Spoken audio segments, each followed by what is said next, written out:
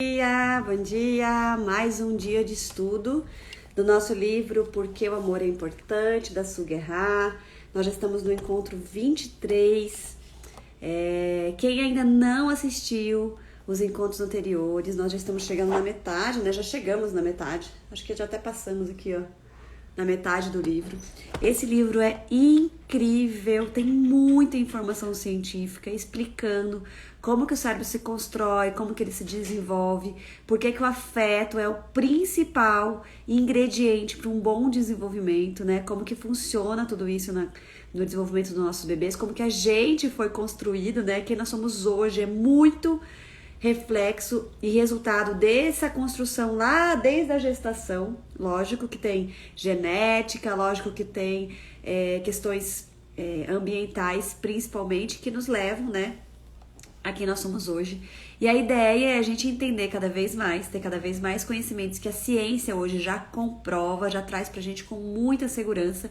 E esse livro apresenta assim detalhadamente para que a gente possa agir com os nossos filhos de uma forma mais consciente, mais respeitosa, mais baseada em realmente conhecimentos, né, científicos e não achismos ou levados pelas nossas crenças e pelas nossas experiências, né? Quantos e quantos de nós repetem o que viveram porque acreditam que eu acho que minha educação foi boa, tive um bom resultado. O que é ter um bom resultado? Né, gente? A gente sabe que hoje as pesquisas também mostram que se a gente atende 30% das necessidades das crianças, elas se tornam adultos funcionais. E se a gente for olhar, nós somos adultos funcionais. A ideia não é ser um adulto funcional, um sobrevivente, né? Nós queremos que os adultos, que os nossos filhos sejam adultos no futuro altamente potentes em todas as suas qualidades, habilidades, conexão consigo mesmo, conexão com o outro, que vivam valores reais, a sua saúde física, né, a sua saúde emocional seja a melhor possível, entendendo que nós já sabemos ou já podemos saber como que elas são afetadas, como que elas são construídas, como que o nosso organismo é construído. Mesmo que a gente tenha uma genética que nos predispõe a doenças, a questões psicológicas, psiquiátricas, físicas, ativar ou não esses genes tem a ver com a educação que a gente recebe, com essa construção cerebral, que é sim responsabilidade, não é culpa, mas é responsabilidade desses cuidadores, desse bebezinho que tá vindo. Então, quanto a gente precisa cada vez mais ter conhecimento, se embasar e se ter cada vez mais segurança de como lidar realmente com a infância, né, das nossas crianças, para que elas sejam adultos não funcionais, adultos não só funcionais, né, adultos potentes em sua melhor versão. Muita gente diz assim, mas eu cheguei até onde eu cheguei pela educação que eu tive. E onde mais você poderia ter ido se a sua educação tivesse sido mais respeitosa? Se você tivesse sido mais acolhido? Se você tivesse tido a sua autoestima realmente fortalecida? Se você tivesse vivido respeito, aprendido a respeitar sendo respeitado? Se você tivesse aprendido a ser empático porque você viveu a empatia dos seus pais? Se você tivesse aprendido a lidar com os seus desafios emocionais, a lidar com a sua raiva, a lidar com a sua tristeza, a lidar com o seu medo de forma respeitosa, não simplesmente passando por cima deles ou engolindo ou não demonstrando, imagina onde você teria chegado.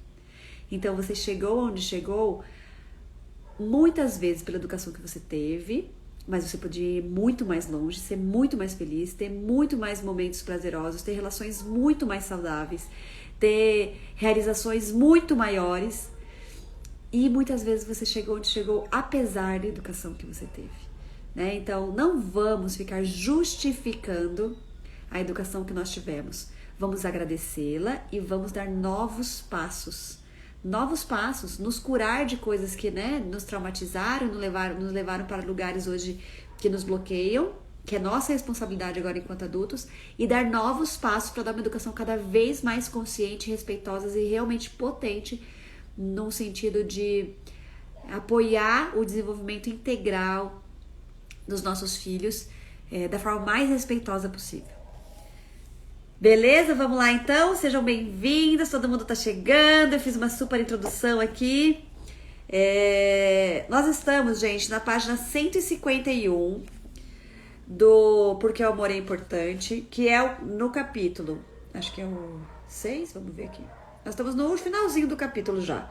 No capítulo 6 do Bebê Melancólico, a gente está falando sobre depressão, sobre como a nossa infância pode, e de certa forma ativa, né, ou fortalece a probabilidade de nós termos depressão enquanto adultos, vivermos, né, a depressão. E agora nós estamos na página, então, 151. Eu vou voltar e vou ler alguns parágrafos que a gente já leu no encontro passado, mas como eu não tinha terminado esse capítulo, essa parte, eu acho importante retomar um pouquinho desses parágrafos para a gente poder entrar de novo no contexto, tá bom? Oi Elisa, oi Mari, oi Jaque, sejam bem-vindas, gente. Vamos lá. Então nós estamos na parte ruptura e reparação. Score chama isso de ciclo de ruptura e reparação. O quê? Quando ocorre o estresse e o conflito entre as pessoas, vamos de novo. Quando ocorre o estresse e o conflito entre as pessoas, como inevitavelmente ocorrem em todas as relações, é crucial aprender que uma relação positiva pode ser restaurada. Essa é a essência do apego entre pais e filhos e é o núcleo de segurança emocional e da autoconfiança. Trata-se de um sistema de reparo que é configurado no início da vida de uma criança e é estabelecido por volta de 1 ano de idade. Olha que interessante. A criança segura aprende que a figura parental vai acalmá-la e vai confortá-la quando ela estiver angustiada. Eles não vão deixá-la sofrer por muito tempo. Mas, se em vez disso a criança aprende que não pode recorrer aos pais em busca de conforto quando estiver angustiada, porque vão ignorá-la ou puni-la ainda mais, ela ficará presa a sentimentos de estresse com níveis elevados de cortisol e incapaz de desligá-los. Gente, isso é muito importante. Essa história de quando não tem plateia, não tem show, ignora a criança que passa, ignora que ela vai aprender que não adianta fazer assim para chamar minha atenção, ignora que ela vai ter que aprender a parar de chorar sozinha, ignora que ela vai aprender a parar de fazer escândalo, porque se ela faz escândalo e você dá o que ela quer, com certeza, mas ninguém tá falando em dar o que ela quer, entende, gente? Nós estamos falando em a criança saber que pode contar com os pais, com seus cuidadores primários, para ajudá-la a lidar com tudo que o corpo dela está produzindo de hormônios e de reações emocionais. É só sobre isso, tá? Não é sobre ela conseguir ou não algo fazendo escândalo. Não é sobre isso. Não é sobre permissividade. É sobre acolhimento emocional. É sobre construção cerebral, neurológica de caminhos sobre essa relação com esse cuidador. De reparo ou ruptura.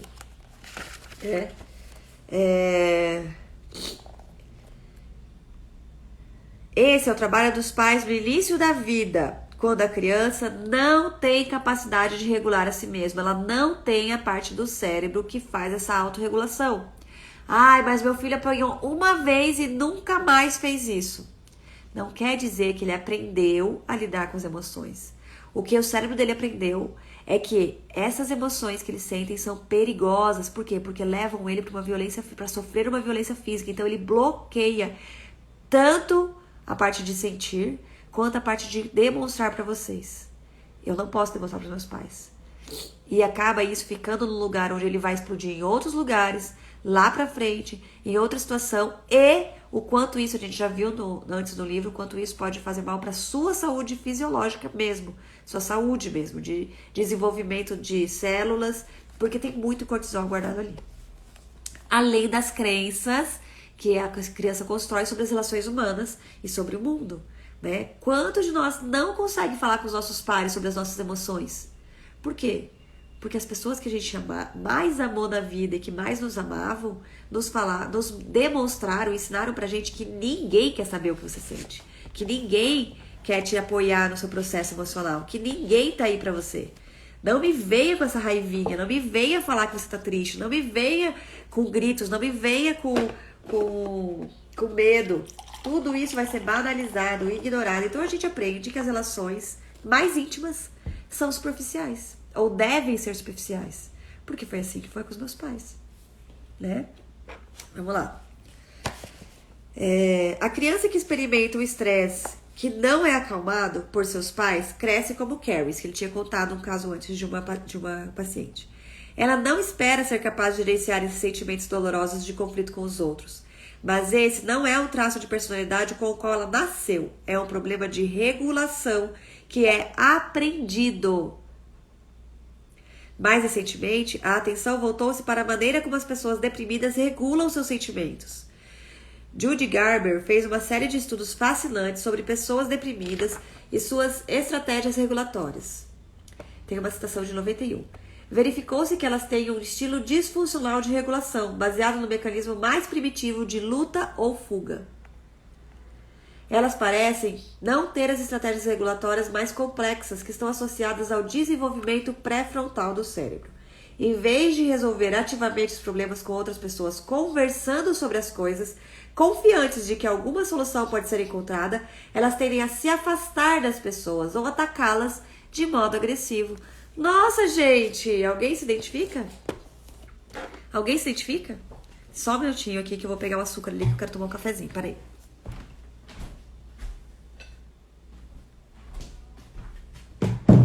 O que a gente tá vendo nessas eleições, né, gente? Ou a gente ataca, ou a gente foge. Que habilidades a gente tem de conversar uns com os outros para resolver as nossas questões? Com os nossos filhos, ou a gente ataca, ou a gente finge que não tá vendo, ignora. Da onde será que vem isso? Ah, eu sempre fui assim. Isso são habilidades aprendidas, são caminhos aprendidos. Os caminhos das relações humanas são aprendidos. Da nossa primeiríssima infância, nos primeiros anos. Nos nossos primeiros anos. Como que as nossas emoções, como que as nossas necessidades, como que os nossos conflitos eram tratados pelos nossos pais. Como que a gente era acolhido. É muito interessante, gente. Alguém se identifica, eu acho difícil alguém não se identificar. Eu conheço poucas pessoas, mas conheço poucas pessoas que conseguem conversar sobre qualquer assunto que incomoda. Né? Então, olha, em vez de resolver ativamente os problemas com outras pessoas, conversando sobre as coisas, confiantes de que alguma solução pode ser encontrada, elas tendem a se afastar das pessoas ou atacá-las de modo agressivo. Gente, isso é muito forte. Porque se a gente tivesse no nosso cérebro a ideia de que todo conflito, todo o estresse, toda diferença de opinião, toda vez que alguém me trata mal ou que eu trato alguém mal, etc., tudo pode ser reparado. Se eu tivesse isso no meu mapa de mundo, era esse caminho que eu ia tomar. Como que eu reparo? Como que a gente repara? Como que a gente reconcilia? Como que a gente readequa, né? Como que a gente fortalece essa relação? Mas o que a gente tem registrado não é isso. Não é isso. Não foi isso que a gente aprendeu. A pesquisa de Megan Gunner e Andrea Detlin em crianças com altos níveis de cortisol também revelou esse achado. Elas descobriram que as crianças com níveis elevados de cortisol não esperam ser capazes de lidar eficazmente com os sentimentos negativos de outras pessoas. Seus professores as avaliaram como menos competentes socialmente do que as outras crianças pelo mesmo motivo. Elas lidam com sentimentos negativos e situações difíceis por meio do afastamento ou da agressividade. Ai, gente, meu filho é super agressivo, eu não sei o que acontece. Ele bate, ele morde ainda é pequenininho, faz parte do processo, mas é demais, é o tempo todo, é com todo mundo. Ele grita, ele agride, quando não faz o que ele quer, ele faz isso, aquilo. Como que ele é tratado e acolhido em suas necessidades em casa? Que caminhos ele está aprendendo para lidar com os desafios? Se em casa ele é acolhido com explosões, com gritos, com punições emocionais, com retiradas à força dos lugares, com agressividade física, vou dizer, entra aí nesse chuveiro, vem aqui, coloca essa calça, vai. Eles estão só replicando, porque é o caminho que eles estão aprendendo. Página 152 agora, Isa. Nós estamos bem ali, eu voltei um pouquinho, até você não estava ali no comecinho, né? Eu voltei um pouquinho do que a gente já tinha lido no encontro passado, só porque como eu não tinha terminado essa parte, para a gente conseguir terminar e entendendo do que a gente está falando, né? Então eu vou ler agora o segundo parágrafo dessa página. A pesquisa de Megan... já falei, agora o terceiro parágrafo. Essa dificuldade em reparar situações interpessoais é repercussão do que está acontecendo no cérebro da pessoa depressiva, que também está tendo dificuldade de reparação e regeneração de seus próprios neurônios. Isso parece ser outro efeito adverso infeliz dos altos níveis de estresse. As citocinas pró-inflamatórias hiperativas também influenciam na neurogênese. As citocinas podem inibir a expressão do fator neurotrófico, derivado do cérebro, BDNF. Vamos ver o que ele fala aqui. Brain Derived Neurotrophic Factor. É uma proteína secretada que em humanos é codificada pelo gene BDNF. A proteína é encontrada no cérebro e na periferia. Ajuda na sobrevivência neuronal e na geração de novas células cerebrais. Ela é bem técnica aqui, né? Tentando explicar pra gente como que isso funciona no cérebro de uma forma bem técnica.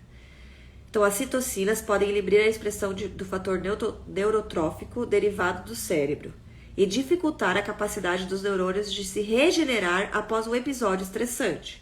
No entanto, a maternidade calorosa e apoiadora promove a neurogênese. Olha que legal! Pais apoiadores também são pais que ajudam os filhos a regular seus estados de espírito. Garber e Dodge descobriram que crianças deprimidas têm expectativas diferentes de suas mães em comparação com crianças não deprimidas. Elas não esperam que suas mães sejam capazes de regulá-las melhor do que elas mesmas são capazes de fazê-lo. Elas não esperam ser capazes de alterar seu humor negativo.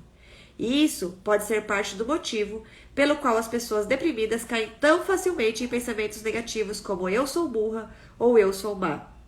Quando eram crianças, tentaram ser responsáveis por sua experiência de eventos adversos, mas, da perspectiva da criança, não há como saber se seu parceiro regulatório poderia agir de modo diferente. Portanto, elas tendem a culpar a si mesmas e suas próprias inadequações por seu sofrimento. Gente, isso é muito forte.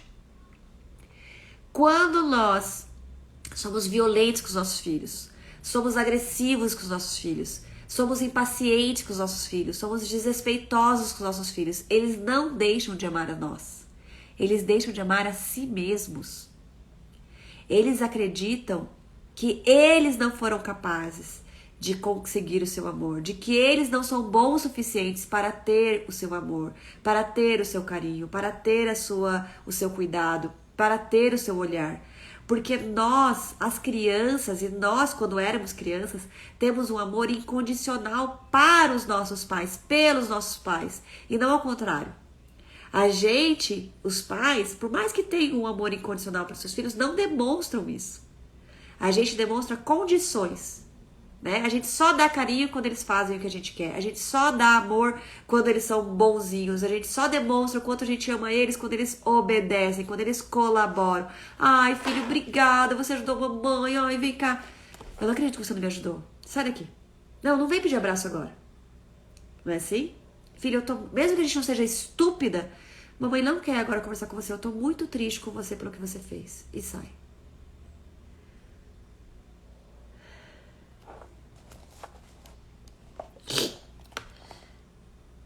Da perspectiva da criança, não há como saber se seu parceiro regulatório, ou seja, seus pais, cuidadores, poderiam agir de modo diferente, portanto, elas tendem a culpar a si mesmas e suas próprias inadequações por seu sofrimento.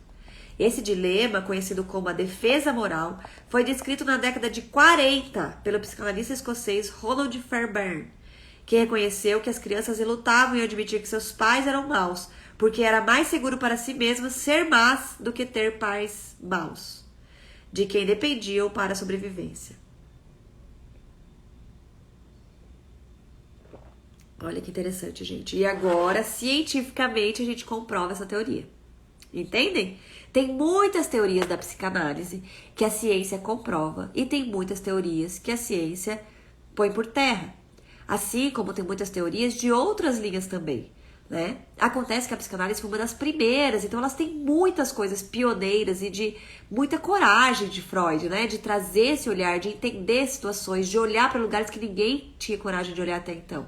Então, muita coisa da psicanálise acaba sendo a base de outros estudos e muitas delas caem por terra né? E não porque, nossa, que burro, é porque até onde ele tinha conseguido chegar ali sem nenhum estudo que pudesse olhar para o cérebro, né? Era outro tipo de análise científica, de realmente olhar por fora. Igual a gente falava, a gente achava que entendia do motor do carro olhando a gasolina, né? Olhando a velocidade do carro, olhando quanto tempo ele andava. E hoje a gente pode olhar o motor do carro, a gente pode olhar para o cérebro, entender tudo o que está acontecendo ali em momento imediato, né? O que muitas vezes, nossa, a gente achava que era por isso que o carro andava, e agora a gente percebeu que não, tinha uma pecinha aqui que ninguém sabia, que estava sendo ativada por isso e aquilo.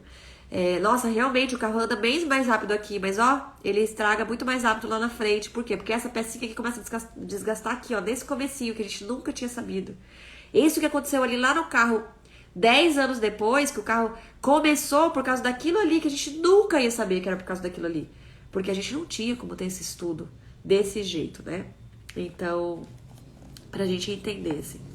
Há evidências que mostram que pais deprimidos, em particular, oferecem regulação pior para seus filhos do que outros pais. Sua falta de atenção para com os estados de seus filhos pode resultar em uma falha em comunicar boas estratégias regulatórias. Suas crianças podem não ter confiança de que os sentimentos podem ser gerenciados em conjunto em comparação com outras pessoas. No entanto, as crianças que não estão deprimidas e que não têm pais deprimidos são muito mais capazes de responder a eventos negativos, tomando algum tipo de ação. Elas usam a resolução de problemas ativa e a distração deliberada. Quando as coisas vão mal, elas chegam à conclusão de que precisam se esforçar mais ou talvez desistir e tentar outras coisas. Elas não assumem que estão emperradas ou que a culpa deve ser sua. A passividade e a apatia do deprimido pode ter uma dimensão bioquímica, mas em um nível comportamental é também o resultado de modos de funcionamento interno que são formados precocemente na vida. Na primeira infância, a sorte pode muito bem ser lançada. Os filhos de mães deprimidas têm uma chance de 29% de desenvolver um distúrbio emocional, em comparação a 8% das crianças com uma mãe com doença clínica. Tem uma citação de 90. Pesquisas recentes sugerem que o pai deprimido também tem um impacto sobre seu filho, afetando o comportamento e o desenvolvimento emocional precoce da criança. Uma citação de 2005. Essas são as crianças que não esperam apoio, que não antecipam o alívio do sofrimento como resultado do contato com seu pai e que não sabem como regular seus sentimentos negativos. Como não esperam que as rupturas sejam reparadas, elas não recorrem aos outros. Gente, rupturas sempre acontecem. Estresse, conflitos sempre acontecem. Quando a gente fala para os filhos, vocês não podem brigar, quando a gente fala para os irmãos. Claro que eles podem, eles vão brigar, faz parte. Vocês têm que se amar, mas não é porque brigam que não se amam. Né? A gente vai levando para lugares de que as rupturas são ruins, são erradas, que não pode. Queria grifar aqui essa parte. Aqui. Como não esperam que as rupturas sejam reparadas, elas não recorrem aos outros.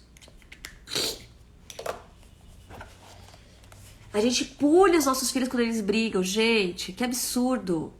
Eles já estão sofrendo, eles já não estão sabendo lidar um com o outro. A gente vai lá e coloca mais tristeza, mais peso, mais...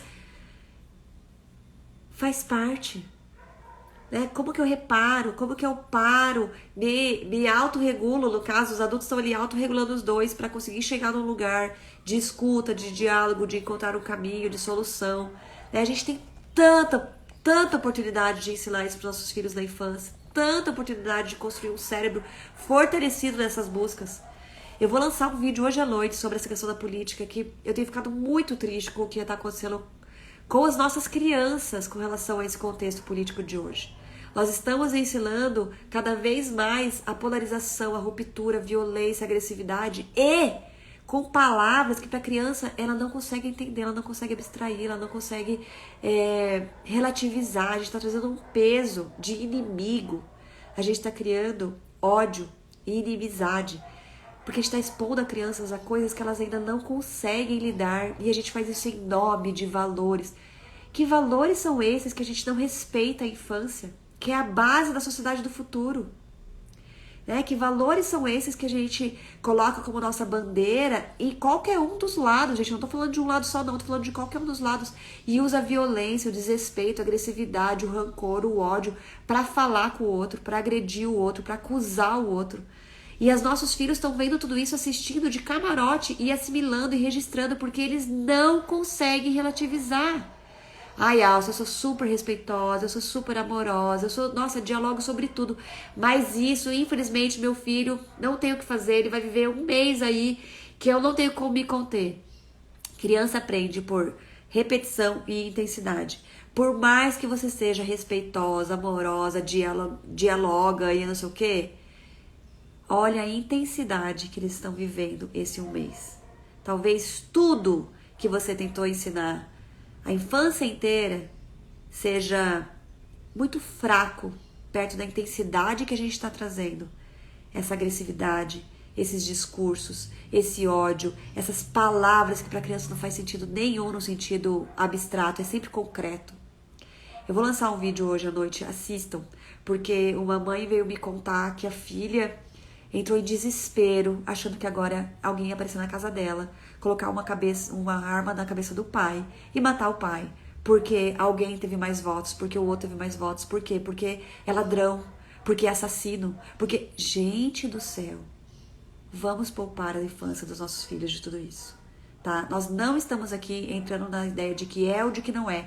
É como que a gente é capaz de não entender que existe ali um serzinho formando o seu cérebro, que precisa viver relações de respeito, de conflitos com acolhimento, de olhar para o outro com respeito, de entender que o outro sempre busca fazer o seu melhor também, buscando a sua sobrevivência. Ninguém vota em um ou em outro porque acha que é a pior opção.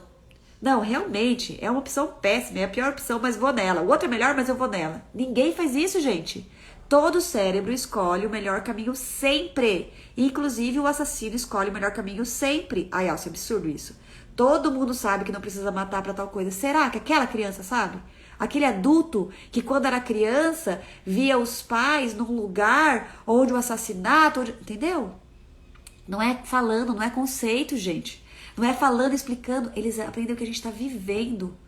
Eles só aprendem o que a gente está vivendo. Vocês podem explicar a política do começo ao fim para eles, justificando a sua raiva. Eles não estão aprendendo, eles estão aprendendo a raiva. E não é a raiva no sentido que não pode sentir. É a raiva sendo justificativa, ou tudo que você justifica, para agredir. Para usá-la de uma forma desrespeitosa, que invade o outro, que não abre escuta, diálogo e etc. Que não abre respeito à opinião do outro. Eu não concordo com a opinião. Eu, nossa, acho um absurda essa opinião, mas eu te respeito. Porque eu sei que dentro de você tem as duas razões. Por mais que eu ache elas absurdas, tá tudo bem. Né? Então, é muito importante a gente entender, gente, que isso é bioquímico e é a responsabilidade dos pais deixar essas crianças protegidas disso, que não faz parte da infância, não tem que fazer parte da infância. A gente justifica que a gente tá querendo ensinar, que a gente tá querendo isso, aquilo, mas quem tá vivenciando esse clima junto com a gente, tá? As crianças que estão vivenciando tudo isso junto com a gente, que os adultos falam na frente da criança, né? Usam suas palavras e falam com esse ódio, trazem tudo isso. A gente tá fazendo com que as crianças levem isso pro futuro, porque elas estão sendo construídas a partir disso. Imagina se a primeira impressão de política que eu tenho é tudo isso, o que eu vou viver daqui pra frente na política? Eu quero que meu filho seja politizado nesse nível, nesse lugar? É isso que você acha que é política? É isso que você acha que é ter alguém que vai mudar o mundo? Baseado em quê? Né? A base dele não é no que você diz, a base dele é no que você fala, é como você age. Né? Então, é muito triste a gente perceber que a gente está deixando o cérebro dos nossos filhos totalmente hipervigilantes, ativos, com medo, amedrontados, violentos. Por quê? Porque nós estamos assim. Nós estamos assim. E a gente não consegue. Agora vamos falar com as nossas crianças. Trazer para eles um mundo, um dia a dia ali, para que o cérebro deles se acalme e eles consigam se desenvolver adequadamente. O cérebro só se desenvolve, só entende conceitos que a gente quer ensinar se ele estiver calmo. Se a gente já colocou medo, se a gente já colocou violência, se a gente já colocou ameaça, se a gente já disse que, meu Deus, ele não vai aprender nada. Nada. nada do que a gente disser, porque as partes das sinapses de conhecimento acontecem no neocórtex, que não está ativo se nós despertamos nele o medo da sobrevivência, o medo desse amparo, o medo de ter os pais conectados com eles. Por quê? Porque eles estão tão inflamados, tão na raiva, tão no ódio, tão no... Eu não tenho paz, eles estão olhando pra fora e com muito medo, então realmente é perigoso. Ativa, ativa, ativa. Gente, nós estamos produzindo violência nos nossos filhos. Vocês vão ver, as crianças estão cada vez mais explosivas, cada vez mais bullying, cada vez menos paciência entre eles, cada vez mais violência acontecendo entre eles, porque o pai do amiguinho vota em não sei quem, porque não sei quem é idiota, porque não sei quem usa vermelho, porque não sei quem usa a camisa do Brasil onde já se viu, porque não sei...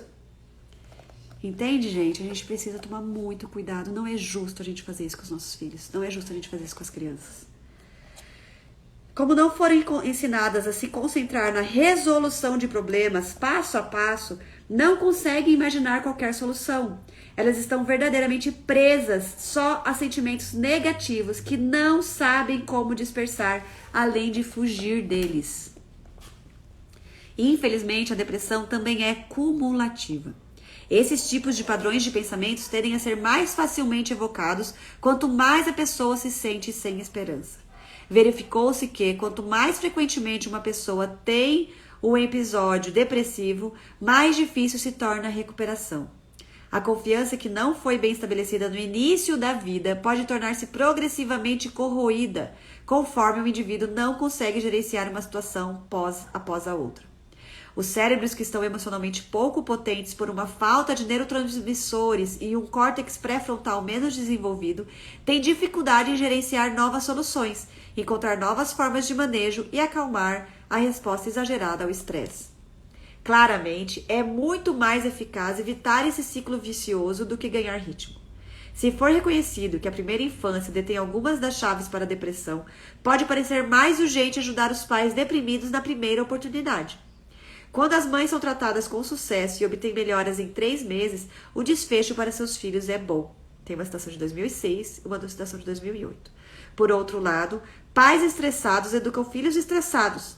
Por isso, é vital proporcionar um ambiente mais favorável para a parentalidade nas fases iniciais da vida da criança e encontrar maneiras de possibilitar que os pais deem a seus filhos pequenos as habilidades regulatórias e a confiança emocional de que eles precisam. Tudo bem até aqui, gente? Vamos para o capítulo 7?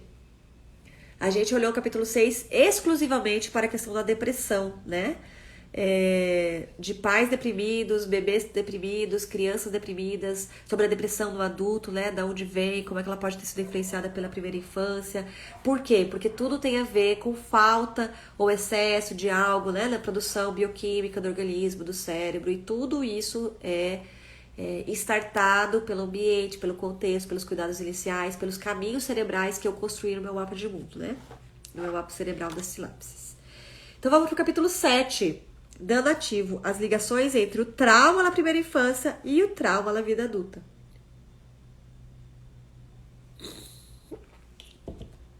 Trauma, gente, é um dos assuntos hoje minha paixão. Ai, Gabi, que gostoso, é isso aí. Não, eu tô muito tocada por esse relato de ontem, sabe? Muito tocada. E até então eu não tinha me posicionado com relação a essa questão política. Mas eu vou começar a me posicionar mais nesse olhar para a infância mesmo, porque nós estamos falando com as nossas crianças. E o que a gente realmente está ensinando nos nossos atos, né? É muito forte tudo isso. Não só sobre política, né? Mas tudo que a gente leu aqui. Um avião cai em campo aberto. Sobreviventes andam tropeçando sobre uma névoa de fumaça em uma lavoura de milho que os cobria em altura, dando passos altos. Cada passo triturante e cada respiração ofegante os levava de volta para mais perto do caos de fogo, corpos e pânico em torno do avião. Essa é a cena de abertura do filme Fearless. O herói do filme, representado com perfeição por Jeff Bridges, tem uma expressão vidrada quando ele passa por uma mulher gritando à procura de seu bebê e por uma criança à procura de seus pais. Ele olha com serenidade a cena de devastação, aparentemente alheio ao crepitar das chamas, ao barulho das sirenes e aos gritos humanos. Em seguida, ele silenciosamente se apropria de um táxi e vai embora da cena. A abertura desse filme leva o espectador ao estado de espírito de uma pessoa traumatizada.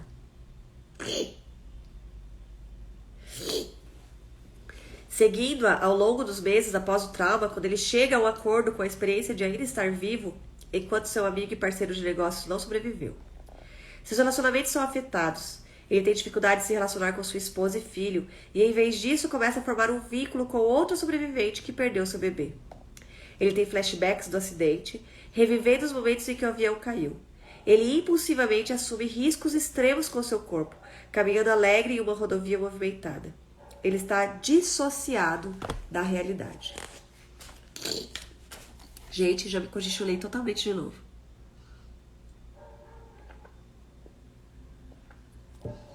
Esses são, de fato, alguns dos sintomas que as pessoas experimentam após traumas extremos, como estupros, assaltos, acidentes de carro ou guerra. Essas experiências desafiam as habilidades de enfrentamento de um indivíduo até o limite, e a maior parte das pessoas fica temporariamente sobrecarregada. A definição psiquiátrica de trauma inclui qualquer experiência que ameaça sua vida ou seu corpo, ou qualquer mal que seja infligido a você intencionalmente. Os especialistas também descobriram que até mesmo testemunhar isso sendo feito a outra pessoa é traumático, ou ser o autor do dano ou da morte de alguém, o que sugere que a nossa identificação com a experiência dos outros é algo que não podemos evitar. E isso é mais agudo e doloroso quando estamos intimamente envolvidos com alguém, e a perda de um filho é talvez a mais dolorosa de todas. Em uma tarde de outono de 2002, Nikki Fellows, de 10 anos, estava indo visitar uma amiga quando foi levada por um desconhecido a um bosque próximo, onde foi agredida e assassinada. Sua mãe, Susan Fellows, descreveu como essa situação afetou seu casamento na época.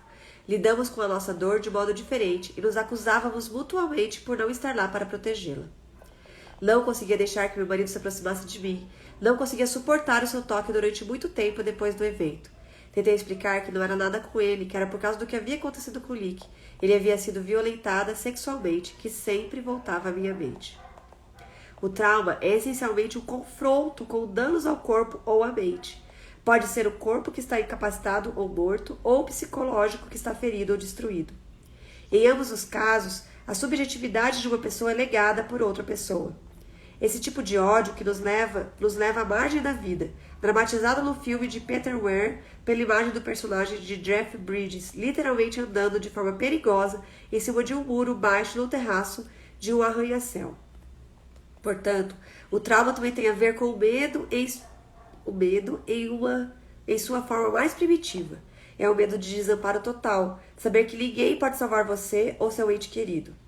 Os laços que amarram você a outros estão rompidos.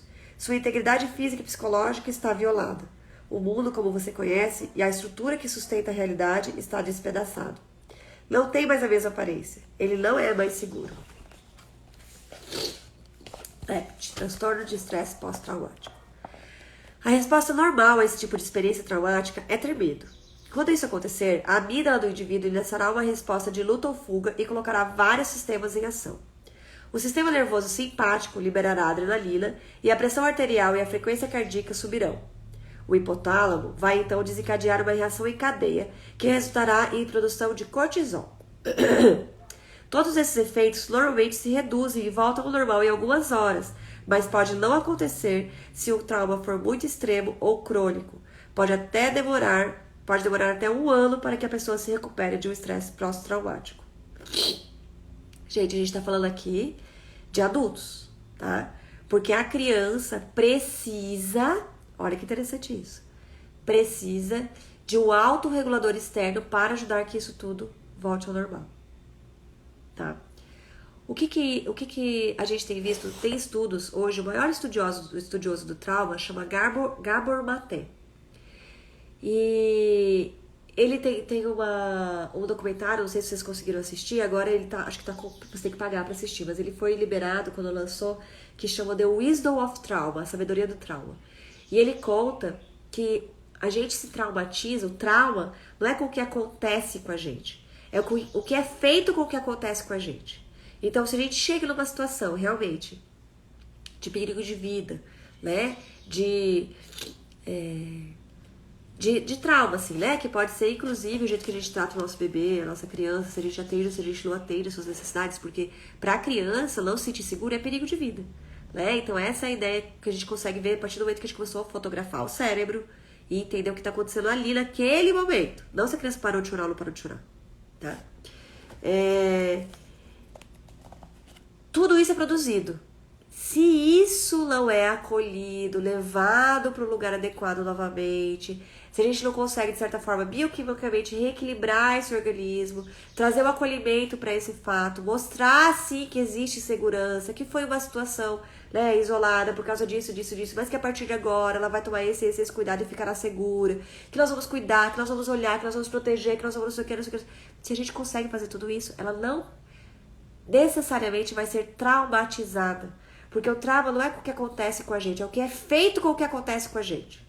Entendeu? Bioquimicamente falando, psicologicamente falando, emocionalmente falando e assim por diante.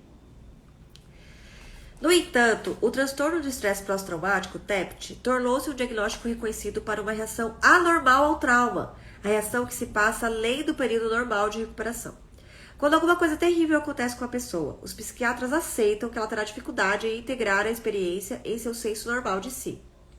Os sintomas mais comuns são pensamentos intrusivos do trauma, sonhos perturbadores, insônia, irritabilidade, ansiedade, automutilação e uma fuga para evitar falar sobre o tema. Tem uma citação de 2003. As vítimas podem experimentar flashbacks, pânico ou depressão. Elas revivem a experiência repetidamente, são vulneráveis às lembranças da experiência e ficam hipervigilantes e à espera de sinais de que algo ruim vai acontecer novamente. Mas uma pessoa com recursos emocionais normais terá uma chance de encontrar algum sentido nisso tudo, ou pelo menos buscar o conforto de outros e, por fim, encontrar uma maneira de conviver com isso e retomar uma vida em grande parte normal. Como acontece com qualquer luto, a dor se torna mais gerenciável e intermitente conforme o tempo passa. A maior parte das pessoas recupera o seu equilíbrio em 1 ano ou por volta disso, mas o TEPT, o estresse pós-traumático, o transtorno de estresse pós-traumático, é o diagnóstico para as pessoas que não se recuperam. A razão pela qual cerca de 8%, tem uma citação de 2012, de 8% das pessoas têm uma reação a razão pela qual cerca de 8% das pessoas têm uma reação patológica ao trauma adulto nos leva de volta à primeira infância. Muitas das pessoas que têm dificuldade em se recuperar da experiência traumática são aquelas cujos sistemas emocionais são menos robustamente construídos na primeira infância. A epigenética deixou claro que a diversidade das fases iniciais da vida pode alterar a função dos genes responsáveis pela reatividade ao estresse. Tem uma citação de 2007. E esses genes alterados podem levar a uma maior vulnerabilidade ao trauma e uma predisposição ao TEPT na idade adulta. Tem citação de 2008, de 2006 e de 2007. Inevitavelmente, as pessoas que tiveram dificuldades em suas vidas emocionais passadas serão mais propensas a interpretar situações atuais de modo negativo. Elas são mais propensas a ter uma resposta sensível ao estresse, mas também a interpretar os eventos mais negativamente. Sua resposta ao estresse pode mais facilmente levar ao esgotamento quando avaliam de forma inconsciente uma situação como sendo ameaçadora ou incontrolável. Obviamente, essas avaliações desempenham um papel muito importante na reação ao estresse. Quando avaliamos uma situação como não sendo muito perigosa, a resposta ao estresse não será desencadeada. Por exemplo, uma mulher descrita por Bessel van der Kolk conseguiu lidar muito bem com o fato de ter sido estuprada até vários meses após o evento. Ela então descobriu que seu estuprador havia matado uma de suas vítimas. De repente, ela desenvolveu sintomas de surto de TEPT quando a sua interpretação de perigo mudou. O Van der Kolk, gente, o Bessel van der Kolk é o autor daquele livro que eu sempre cito para vocês, que eu estudei agora no grupo de estudo, que chama O Corpo Guarda as Marcas. Ele também é muito estudioso do trauma, muito. Ao mesmo tempo, o poder de recuperação do sobrevivente também será afetado pela sua capacidade de encontrar o apoio de que necessita. Essa capacidade é influenciada por experiências passadas. Por causa de sua falta de confiança no apoio dos outros, aqueles que tiveram inícios de vida inseguros e traumatizados também podem ser menos propensos a procurar apoio. Deve-se considerar que ter apoio social atual é um fator essencial para a recuperação. Relações seguras nos ajudam a regular os sentimentos. Apenas segurar a mão de alguém em quem você confia pode reduzir a atividade dos circuitos de medo no cérebro. Quando a sensação de que outras pessoas podem mantê-lo seguro é perdida, o trauma pode tornar-se opressivo. A maior taxa de TEPT em crianças é encontrada em casos de maus tratos físicos ou abuso sexual praticados pelas mesmas pessoas nas quais as crianças confiavam para protegê-las. E essas também se tornam adultos com maior probabilidade de ter TEPT quando confrontados com uma experiência traumática. Assim como as crianças, todos nós precisamos ser capazes de sentir confiança no mundo social mais amplo. Precisamos nos sentir seguros em relações seguras de apego pessoal, mas também precisamos saber que o mundo social em que vivemos valoriza outras pessoas. Alguns novos trabalhos com os veteranos de guerra do Iraque, que sofrem de TEPT, descobriram que seu trauma não estava predominantemente relacionados com o medo por seu próprio bem-estar, mas com danos ao seu sentimento de pertencimento a um universo moral decente. Olha que forte isso, gente.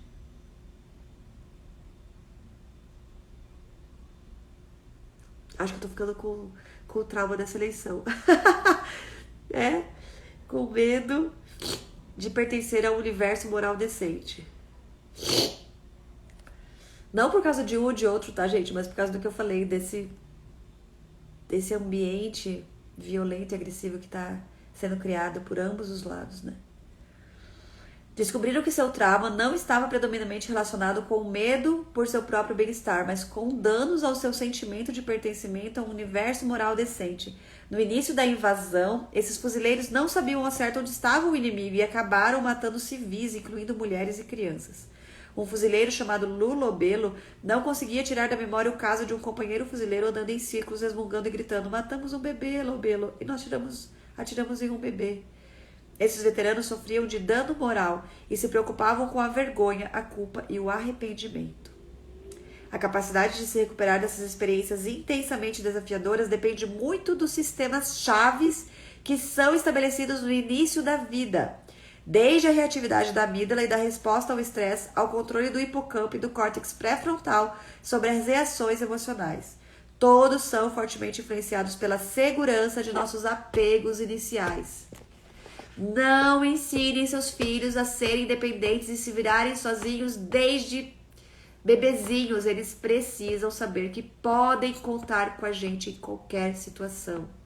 O cérebro deles não está pronto para lidar sozinho com as coisas. Não tentem estimular isso.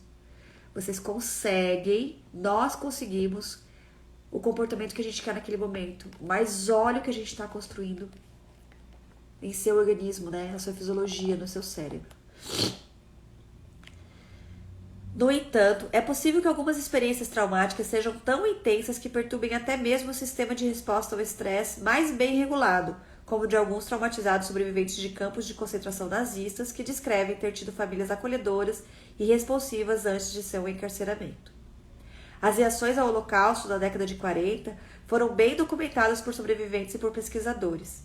Viktor Frankl, o interno do campo, sentiu fortemente que era possível escolher a resposta do indivíduo à adversidade e que os indivíduos poderiam usar a sua capacidade de pensar, o córtex frontal, na verdade, para manter um propósito e um senso de controle mesmo em circunstâncias em que não tinham mais nada. Atitudes alternativas realmente existiam. Provavelmente em cada campo de concentração havia indivíduos capazes de superar a apatia e suprimir a irritabilidade. Esses foram os únicos que foram exemplos de renúncia e sacrifício. Sem pedir nada para si mesmos, circulavam pelo jardim e quartel do campo de concentração, oferecendo uma palavra gentil aqui, o último pedaço de pão lá. Ele viu esse comportamento como sendo decorrente de uma atitude espiritual. Outros tiveram grande dificuldade para manter um valor e um propósito. Por exemplo, Roma Ligotka, naquele momento, uma criança do gueto polonês, retratada no filme de Steven Spielberg, A Lista de Schindler, com uma menina em um casaco vermelho, revelou em uma entrevista recente que os horrores daquela época em sua vida não a haviam deixado, apesar de uma vida adulta ricamente criativa como designer teatral. Ela disse que ainda sofria de medo, depressão e insônia. O tempo não cura as feridas. 16 de outubro de 2002. Essas diferentes respostas podem ter mais a ver com a experiência nas fases iniciais da vida de um indivíduo do que com escolha. Seus sistemas internos podem ter se tornado menos robustos por causa de suas experiências iniciais difíceis ou mesmo pelas experiências traumáticas de seus pais que são passados para elas. As extraordinárias descobertas da epigenética têm destacado o fato de que, uma vez que as adaptações à vida dos próprios pais resultaram em genes alterados, podem ser herdados por seus filhos, deixando-os, por sua vez, mais vulneráveis à adversidade. Forte, né, gente? Muito forte. A gente pensa e a gente vem de uma educação tradicional que diz que a gente precisa fortalecer o cérebro do nosso filho, porque o amor é importante, Beatriz. Como o afeto molda o cérebro do bebê. Nós estamos já no encontro 23, mas tem tudo lá no meu YouTube, alcianeandrade.com.br. Acho que lá no YouTube talvez seja Alcione Andrade Oficial. Também, é igual aqui. Igual aqui no Instagram. Mas tem todas as aulas anteriores lá. Esse livro é demais, é super técnico, super científico, super embasado, traz muitas pesquisas de diversos lugares, questiona teorias, sabe? Dá bastante segurança pra gente. Mas eu tava dizendo, né? A gente vem de uma educação tradicional que fala que se a gente não grita com os nossos filhos, eles não vão saber lidar com os gritos lá fora. Quantos dizem isso, gente? Quantos? Se eu não... É bom gritar com eles de vez em quando, para eles aprenderem a lidar com os gritos que eles vão receber lá fora. Não adianta eu tratar só com carinho e amor, eles não vão receber só carinho e amor lá fora, eles precisam saber lidar com isso. Gente, quanto mais fortalecidos nós estivermos por esse apego seguro, por esse carinho e amor, quanto mais eu vivo esse carinho e amor nas experiências dentro de casa, quanto mais eu vivo o respeito, quanto mais eu recebo o respeito, quanto mais eu sou ouvido, quanto mais a minha autoestima é fortalecida, é mantida forte, porque já nasce, né, com a gente. Mantida forte nesse sentido de o que você sente é importante, o que você pensa é importante. E assim como eu sou importante, então o outro também é. Então o que ele sente também é importante, o que ele pensa também é importante. Assim como eu sou respeitado e tratado com carinho e amor, eu vou tratar a outra pessoa com carinho e amor, assim por diante. Quando o outro me agride ou grita comigo, eu entendo que isso é do outro. Isso não é meu. Ele não tá me agredindo porque eu sou ruim, porque eu fui incapaz, ele tá me agredindo porque, infelizmente, ele é incapaz de fazer de outra forma. E como que eu vou lidar com isso? Entendendo que isso não tem a ver comigo, tem a ver com ele. Será que fui desrespeitosa de alguma forma? Porque, nossa, ok, talvez eu tenha sido desrespeitosa aqui, mas isso não dá o direito também de ele me agredir. Então eu vou assumir o que é meu, porque foi assim que eu aprendi nas minhas relações com os meus pais. Eu vou me desculpar, eu vou me retratar, mas eu também vou pôr o limite. Me desculpe. Eu não considerei isso e aquilo. Eu não olhei para a sua dor. Eu não vi o que estava acontecendo aqui. Eu parti do princípio de que eu sabia o que estava acontecendo e não me abri para te ouvir. Me desculpe, eu fui muito desrespeitosa. De qualquer forma, eu não aceito que você me agrida desse jeito. Eu entendo que eu fui desrespeitosa, mas eu não aceito esse grito. Eu peço desculpas, eu vou me esforçar muito para ouvi-lo da próxima vez, para trazer... Mas de qualquer maneira, eu não aceito essa agressão. Gente, não é agredindo com os nossos filhos que eles vão aprender a lidar com a agressão dos outros. Não é gritando com os nossos filhos que eles vão aprender a lidar com o grito dos outros. Não é sendo rude que eles vão aprender a lidar com a rigidez? Rudez? O que é, gente, ser rude? Me ajudem aí. Do outro. É ao contrário. Nós precisamos deixar que nossos filhos vivam um mundo bom, relações respeitosas, amorosas, diálogo, respeito, para que eles aprendam a ter tudo isso fortalecido na hora de lidar com o outro. Marshall Rosenberg, da comunicação não violenta, tem um filho que tem que ele conta, né, que em algum momento, quando o filho viveu uma agressividade da outra pessoa, ele disse, coitada dessa pessoa, ela deve ter algum problema. Então, gente, fortalecido no amor, fortalecido no respeito, fortalecido nas relações que olham um para o outro, da empatia, né, do acolhimento, que nós estaremos prontos para lidar, inclusive, com a agressividade do outro, com a violência do outro, com o desrespeito do outro, porque isso não diz sobre mim. Eu vou continuar sendo respeitoso, eu vou saber dar limite, eu vou saber me afastar se necessário, eu vou saber fazer tudo isso sem precisar lidar da mesma forma. Por quê? Porque eu aprendi a viver este mundo dentro da minha casa. Agora, se eu recebi agressividade, se eu recebi violência, se eu recebi gritos, na hora que meu cérebro estava se formando e que eu acreditava que tudo que eu recebia é reflexo do que eu sou, eu tive minha autoestima enfraquecida, eu tive meu repertório empobrecido, porque eu aprendo com o que meus pais fazem comigo. Eu tive meu repertório enriquecido disso, de violência, de grito, de desrespeito, de rigidez, de ser rude, de ser ríspido. E eu não tô recebendo isso para me preparar para receber isso lá fora. Eu tô recebendo isso como repertório para mim, para eu fazer com o outro também. Então, se a gente quer que o mundo não seja mais cruel, gente, não preparem, não tragam a crueldade para dentro de casa como forma de prepará-los para o mundo cruel. A gente está ajudando o mundo a continuar sendo cruel, porque é isso que ele vai levar para o mundo, porque foi o que ele recebeu. A gente só leva o que a gente recebeu. E eu vou dizer para vocês, para a gente mudar isso, a gente precisa de muito esforço depois. Porque o nosso cérebro já foi construído nessas bases. É possível? Sim, é possível. Nós, enquanto adultos, nosso cérebro é plástico, a gente pode mudar, a gente pode reformar, a gente pode, né, se esforçar muito e fazer diferente. Mas é responsabilidade dos pais, dos cuidadores primários, já prepararem as crianças para esse mundo mais amoroso, mais respeitoso e assim por diante, tá? Então, não tragam a crueldade para dentro de casa com a desculpa de prepará-los para o mundo cruel. Nós estamos dando para a criança o que ela vai levar para o mundo. E ela vai continuar fazendo o mundo ser cruel. E aí você vai dizer, nossa, bem que meus pais me prepararam para isso, ainda bem. Porque a gente justifica a nossa crueldade. A gente quer estar certo, a gente quer se sentir amado, a gente quer se sentir aplaudido pelos nossos pais. E daí por isso a gente continua justificando, para continuar sendo e recebendo tudo isso, né? Infelizmente dessa forma. Tudo que acontece na infância volta para a sociedade. Tudo que acontece na infância, dentro de casa, desde os primeiros meses de vida, volta triplicado, com muito mais força para a sociedade. O que a gente está oferecendo para os nossos filhos, tá? Vejam, por favor, essa eleição para além dessa eleição. Vejam o que nesse momento vocês estão passando para os filhos de vocês. E não estou falando conceitualmente, por favor.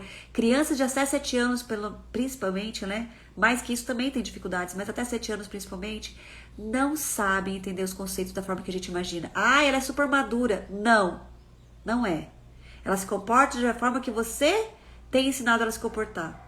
Mas o cérebro dela está imaginando de forma concreta, está chegando num lugar de dor, de sofrimento. Nós estamos fazendo nossos filhos sofrerem e se desenvolverem em cima desses valores, desses sentimentos, na verdade. E desses valores que nós estamos vivenciando, falando outros. Nossos valores de, muitas vezes, eu tenho que estar certo e comprovar que o outro está errado. Para eu estar certo, o outro tem que ser mal. Para eu me sentir fazendo uma boa escolha, eu tenho que provar que o outro é ruim. E aí a gente lida nesse lugar de inimigo, né? Egocentrismo. Gente, esse tipo de fala é uma fala egocêntrica. A gente está focado só em nós, nas nossas crenças, no que a gente acha. E a gente está ensinando os nossos filhos a isso. E sem contar que a gente está oferecendo para eles um período onde o cérebro deles, a gente está fazendo que o cérebro deles fique muito amedrontado, muito lutando por sobrevivência, muito achando que qualquer coisa é perigosa, porque a gente está trazendo esse clima para dentro de casa. E aí a gente tem crianças muito mais explosivas, com muito mais dificuldade de lidar com seus desafios, com muito mais dificuldade na escola, com muito mais dificuldade em lidar com as questões entre irmãos, com os próprios pais, muito mais resistentes, porque o cérebro delas está com medo. Tá com medo, ele não tá tranquilo, porque nós estamos trazendo esse medo para dentro de casa que elas não entendem. Ah, entende sim, não entende. Não tem a parte do cérebro pronta que pode entender isso, gente. Então, por favor, vamos respeitar os nossos filhos. Deixem eles serem crianças. A infância só acontece até os 12 anos. Não interessa quanto tempo essa pessoa vai viver. Seu filho pode viver 200 anos, a infância dele só durou 12. Talvez menos, porque você trouxe conteúdos de adulto antes da hora. Ele não precisa se preocupar com o conteúdo de adultos. Não é isso que vai fazer ele ser um adulto mais fortalecido. Não é isso que vai fazer ele ser um adulto mais politizado. Não é. Não é trazer conteúdos de adulto antes da hora. Nesse sentido racional, eles podem viver a eleição, eles podem... dentro do seu comportamento que você quer ensinar para a criança. Dos seus valores que você realmente quer ensinar para as crianças. Não é falado, é vivido. É vivido. As suas ações estão baseadas em ódio, estão baseado em raiva ou estão baseado no que você realmente quer ensinar para os seus filhos? O que ele está absorvendo das suas ações, não das suas falas. Da sua expressão facial, não do seu discurso. Beleza? Desculpem falar tanto sobre isso hoje, mas é que eu acordei, fui dormir, não consegui dormir por causa desse relato dessa minha amiga e preparei um vídeo sobre isso, agora eu vou editar ele, vou colocar legenda, etc. E aí de noite eu lanço aí pra gente poder discutir um pouco mais. Gente, beijos a todos e todas e que a gente possa ter todos esses ensinamentos como base realmente de uma transformação nossa, né? Porque vai, para além da gente justificar uma educação diante dos outros que não concordam, mas realmente seja uma transformação interna. Contem comigo, assistam as outras aulas, eu vou me esforçar muito para colocar as aulas que ainda estão pendentes no YouTube. Esses dias meu cunhado falou, eu já alcancei você, já assisti a aula 18 e o resto não tá lá. E nós já estamos na aula 23, né? Eu vou me esforçar para colocar as aulas lá, tá bom? Beijos e até mais. Qualquer coisa, escrevam aqui pra mim no direct, tá bom? Façam perguntas. Você entendi essa parte do livro diferente, assim, assado e tal. E vamos crescer juntas. É estudo mesmo, né? Não é aula, a gente tá estudando juntas, tá bom? Beijos!